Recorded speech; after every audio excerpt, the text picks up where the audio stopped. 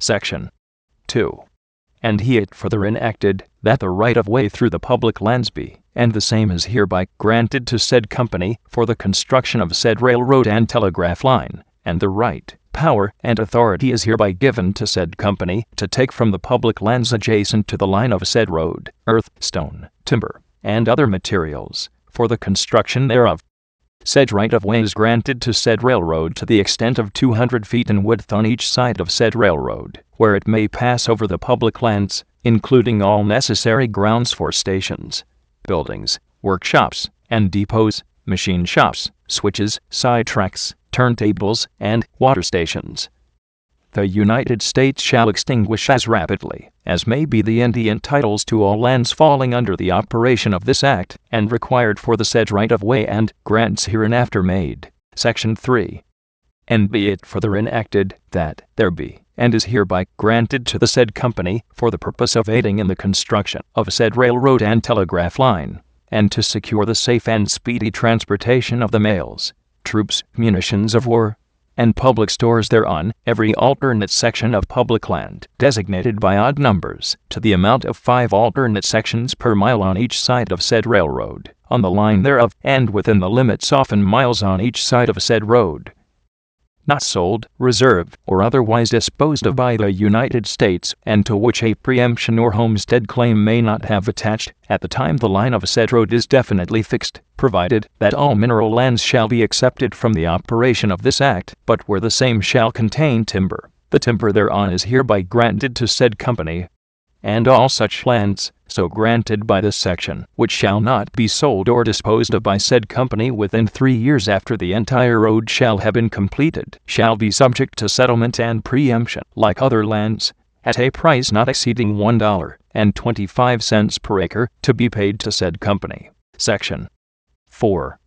And be it further enacted that, whenever said company shall have completed 40 consecutive miles of any portion of said railroad and telegraph line, ready for the service contemplated by this act, and supplied with all necessary drains, culverts, viaducts, crossings, sidings, bridges, turnouts, watering places, depots, equipments, furniture, and all other appurtenances of a first-class railroad, the rails, and all the other iron used in the construction and equipment of said road, to be American manufacture of the best quality. The President of the United States shall appoint 3 commissioners to examine the same and report to him in relation thereto, and if it shall appear to him that 40 consecutive miles of said railroad and telegraph line have been completed and equipped in all respects as required by this act, then, upon certificate of said commissioners to that effect, patents shall issue conveying the right and title to said lands, to said company, on each side of the road as far as the same is completed, to the amount aforesaid, and patents shall in like manner issue, as each 14 miles of said railroad and telegraph line are completed, upon certificate of said commissioners.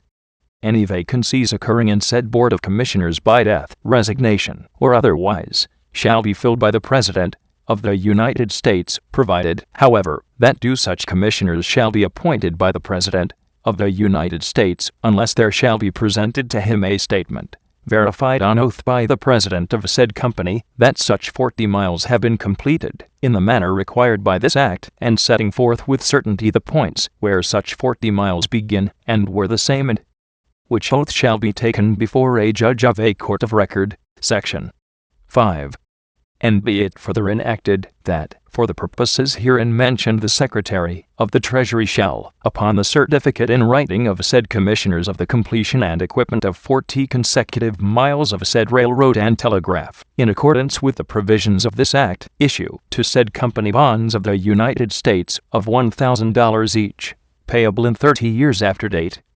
bearing 6% per annum interest, said interest payable semi-annually, which interest may be paid in United States Treasury notes, or any other money or currency which the United States have, or shall declare lawful money, and a legal tender, to the amount of 16 of said bonds per mile for such section of 40 miles, and to secure the repayment to the United States, as hereinafter provided, of the amount of said bonds so issued and delivered to said company,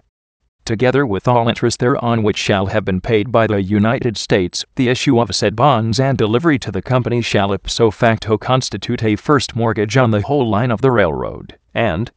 telegraph, together with the rolling stock, fixtures, and property of every kind and description, and in consideration of which said bonds may be issued, and on the refusal or failure of said company to redeem said bonds, or any part of them, when required so to do by the Secretary of the Treasury, in accordance with the provisions of this act, the said road, with all the rights, functions, immunities, and appetences thereunto belonging, and also all lands granted to the said company by the United States, which, at the time of said default, shall remain in the ownership of the said company, may be taken possession of by the Secretary of the Treasury for the use and benefit of the United States, provided the section shall not apply to that part of any road now constructed. Section 6. And be it further enacted, that the grants aforesaid are made upon condition that said company shall pay said bonds at maturity, and shall keep said railroad and telegraph line in repair and use, and shall at all times transmit dispatches over said telegraph line, and transport mails, troops, and munitions of war, supplies, and public storage upon said railroad for the government, whenever required to do so by any department thereof,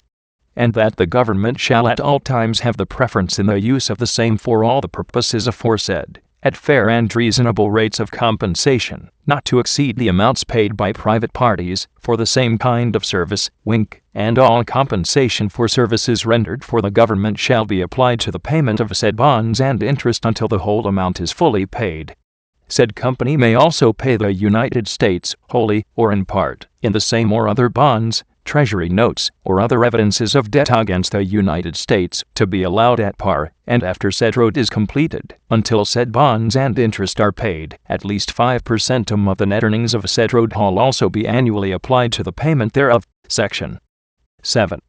And be it further enacted, that said company shall file their assent to this act under the seal of said company in the Department of the Interior within 1 year after the passage of this act, and shall complete said railroad and telegraph from the point of beginning, as herein provided, to the western boundary of Nevada Territory, before the 1st day of July, 1874, provided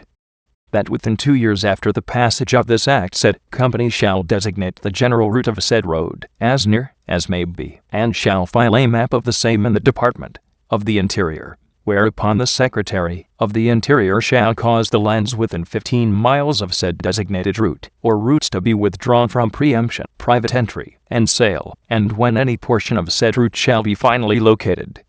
the Secretary of the Interior shall cause the said lands herein before granted to be surveyed and set off as fast as may be necessary for the purposes herein named, provided that, in fixing the point of connection of the main trunk with the eastern connections, it shall be fixed at the most practicable point for the construction of the Iowa and Missouri branches, as hereinafter provided. Section 8. And be it further enacted, that the line of said railroad and telegraph shall commence at a point on the 100th meridian of a longitude west from Greenwich, between the south margin of the valley of the Republican River and the north margin of the valley of the Platte River, in the territory of Nebraska, at a point to be fixed by the President of the United States, after actual surveys, thence running westerly upon the most direct, central, and practicable route through the territories of the United States, the western boundary of the territory of Nevada, there to meet and connect with the line of the Central Pacific Railroad Company of California. Section 9. And be it further enacted, that the Leavenworth, Pawnee, and Western Railroad Company of Kansas are hereby authorized to construct a railroad and telegraph line from the Missouri River, at the mouth of the Kansas River, on the south side thereof, so as to connect with the Pacific Railroad of Missouri, to the aforesaid point, on the 100th meridian of longitude west from Greenwich, as herein provided, upon the same terms and conditions in all respects as are provided in this act, for the construction of the railroad and telegraph line first mentioned, and to meet and connect with the same at the meridian of longitude aforesaid, and in case the general route or line of road from the Missouri River to the Rocky Mountains should be so located as to require a departure northwardly from the proposed line of said Kansas Railroad, before it reaches the meridian of longitude aforesaid, the location of said Kansas road shall be made so as to conform thereto, and said railroad through Kansas shall be so located between the mouth of the Kansas River, as aforesaid, and the aforesaid point, on the 1